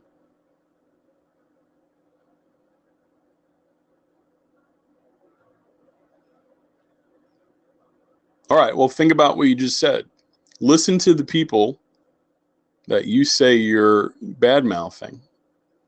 But those same people, Jack, those same people, according to Eugene, let people off the hook. They don't follow through.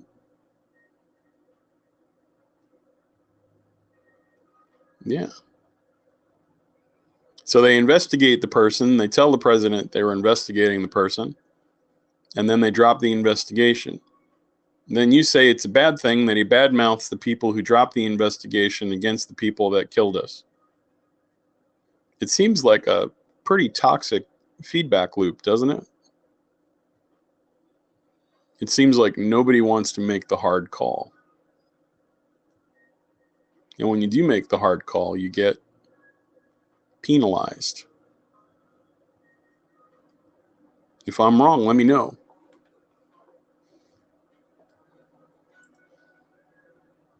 Yeah.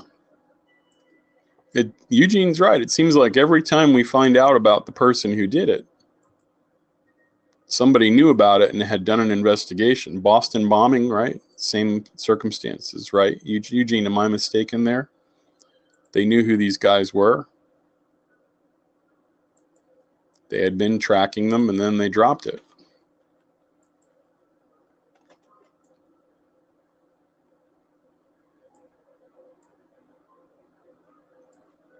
CL, we have a matrix. We have a caveman entry with trend. Stop above at 75. Econ is coming in 21 minutes.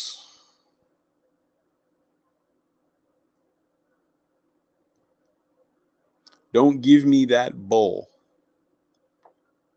Okay, I won't.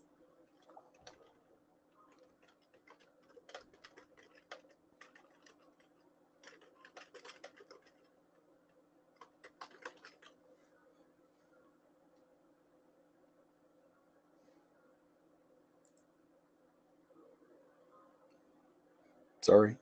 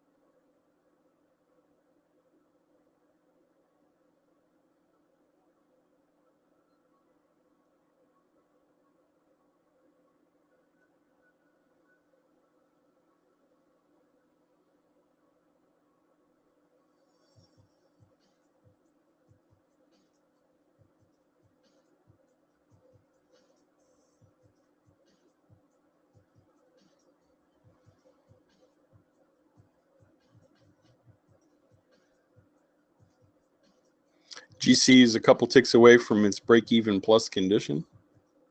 CL is officially stopped out.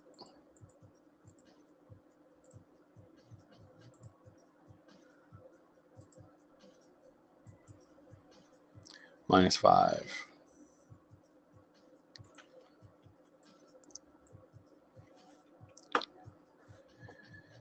Whew.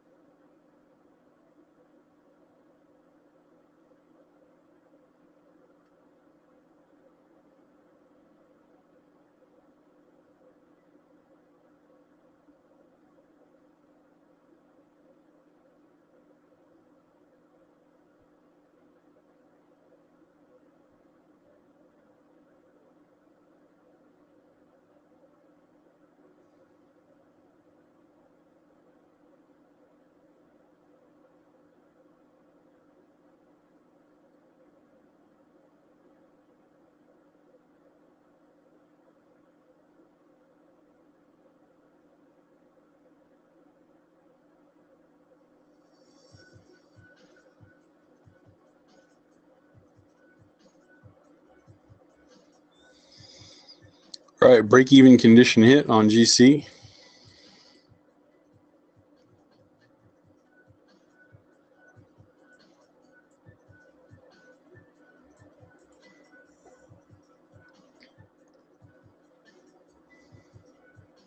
CL's gone into a consolidation range, basically from 77 to 68. It's in a 10-tick range right now.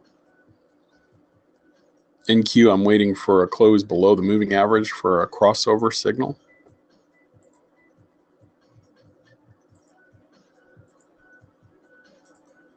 And on the ES, believe it or not, I'm still looking at shorts because I'm an idiot. And the counter trend part of my brain won't let it go, but at least I've defined the risk right here. I believe there's another line right there that they just put in place. GC still at the break-even condition, looking for a target of 95.1. Nothing to do on the NQ yet, nothing to do on the CL, but wait.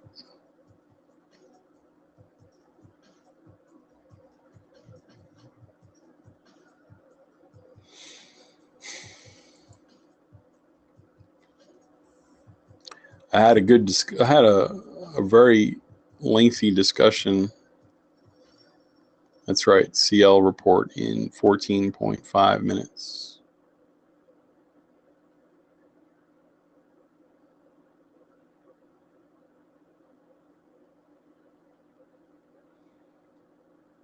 The world as we know it is transforming at a pace we've never witnessed in history. Our understanding of modern warfare, terrorism, technology, I don't know that we have an understanding of it anymore, a comprehension. Crossover signal on CL. Close of the candle is on the NQ rather, as at 73.50. Stop is one tick above the candle at 25. We're looking for a target of 73.25 and 70 for the NQ.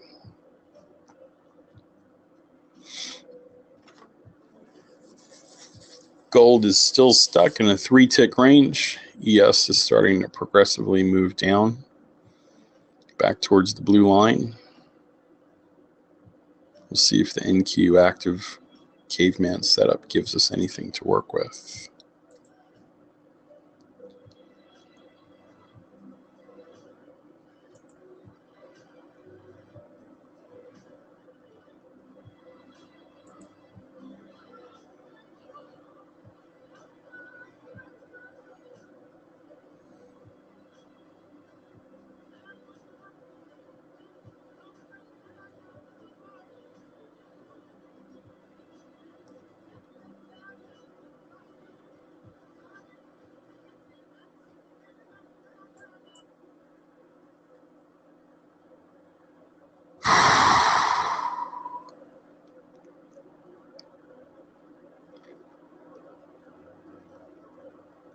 Yeah, Eugene, those days are over.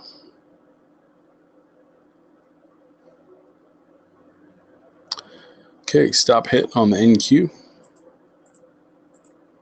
No follow through on the crossover.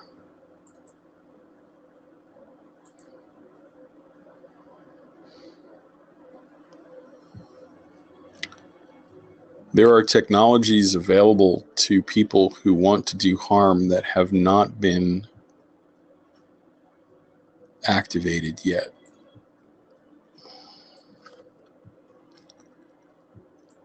For example, ISIS overseas has just started using consumer drones to fight against tanks and armored personnel carriers. Eugene, they're using toys to drop mortars on top of tanks. And so you start to wonder,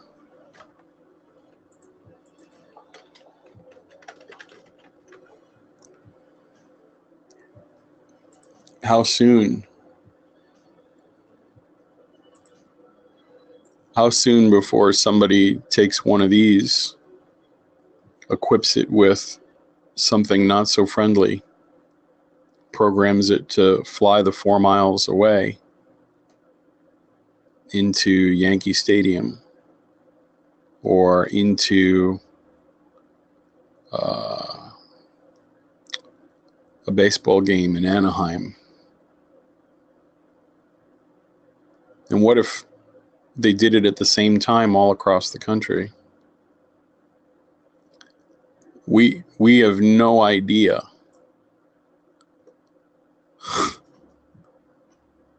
if somebody was properly motivated, what they can do. I got into a debate with an anti-gun associate on Facebook about 2 years ago. And I remember the day that I said, if you make handguns illegal, you might as well make trucks and cars illegal, because you can drive a car into a crowd of people and kill as many people as you could with a gun. And I remember what they said.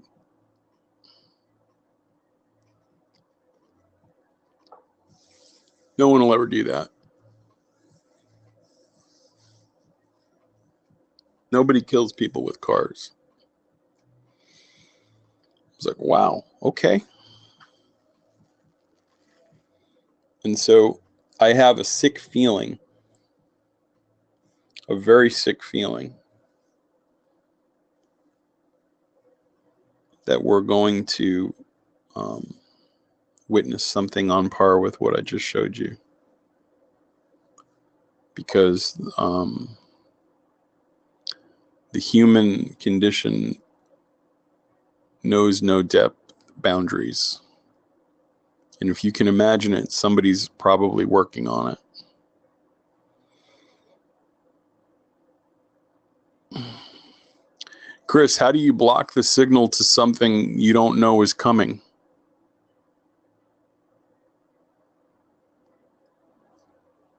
Do you know that the National Aviation Administration, the radar programs that we use for our jets that fly internationally across the world, are using technologies from 1960?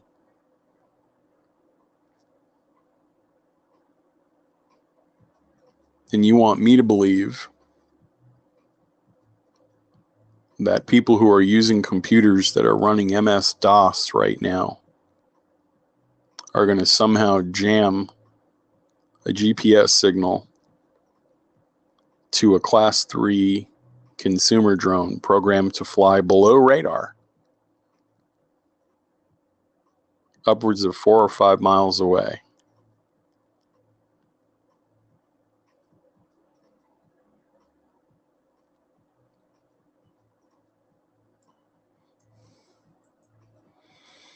Jack, I don't think it's a question of amping anything up.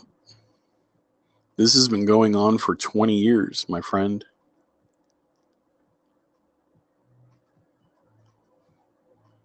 People don't hate me because I said something about them. People hate me because of what I believe and where I live. You can't heal that. How do you heal that?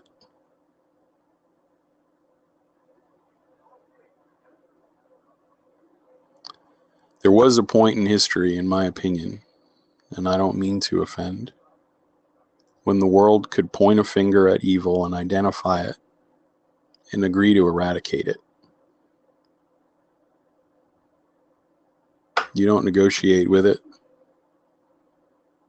When someone says, put all those people in a boxcar and drive that boxcar into this oven that I made, you don't negotiate with that.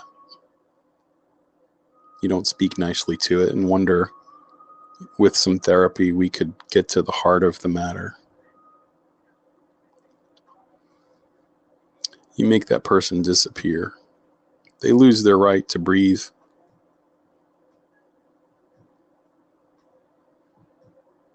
And I wonder if there hasn't been a seismic shift in our understanding of evil. If at some point along the way we just stopped believing it existed, we got pretty comfortable, right? Well, that'll never happen again.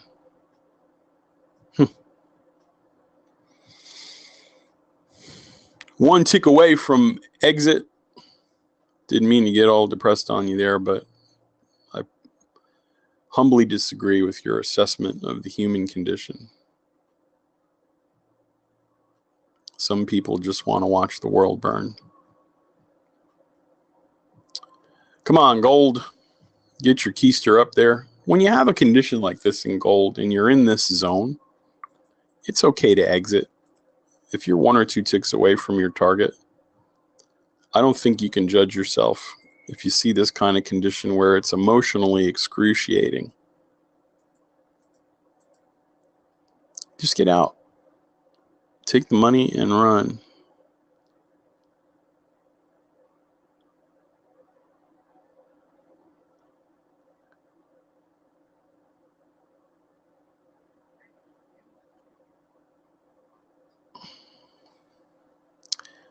I know there was a church in Germany,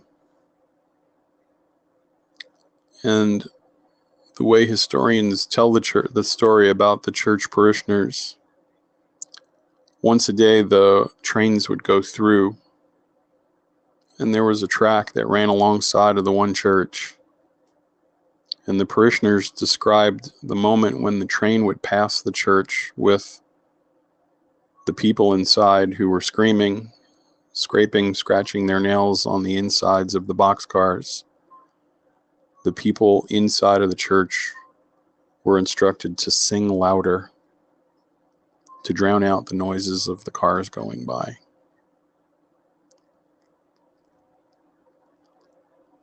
I don't want to live in that world. I don't think any of us want to live in that world. That's a true story, by the way. It's not fake news. So there are no easy answers, but I think the stakes are pretty high. Target hit and pulled back 1 tick. How did we get on this stuff today? You brought it up. That's right, I did. Sorry. So all the way from here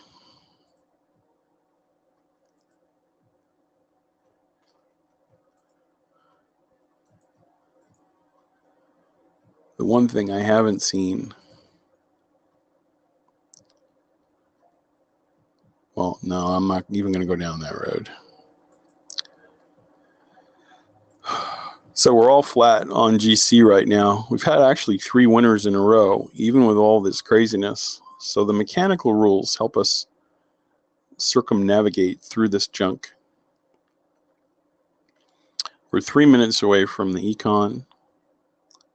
If gold comes up and breaks through this red dot, we're looking for a 6 to 8 tick condition. However, 1029 is coming on the close of this next candle. Gold looks like it's kind of in a choppy area here.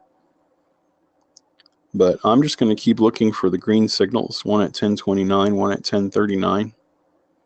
We should see the ES and the NQ break loose a little bit, although that 1013 signal was a good one. It did come up and hit my stop. We did have another crossover signal here. The candle crossed over and it closed below the moving average. If your trading plan allows you to take a second crossover signal, you would have had an opportunity here to break down and get out right there at 3 1/4. Next signal coming is at 1032. ES is steadily dropping down. Ricola. CL, if you had huevos of steel, you have an entry right here in the direction of the trend with a stop just above 77. Once you know the risk, you know the reward. Again, we're just mechanically fudging our way through this universe here. Crude report coming in. Let's just make sure that my clock is set correctly. Going to update it to the atomic clock. We have an answer here in 50 seconds for CL.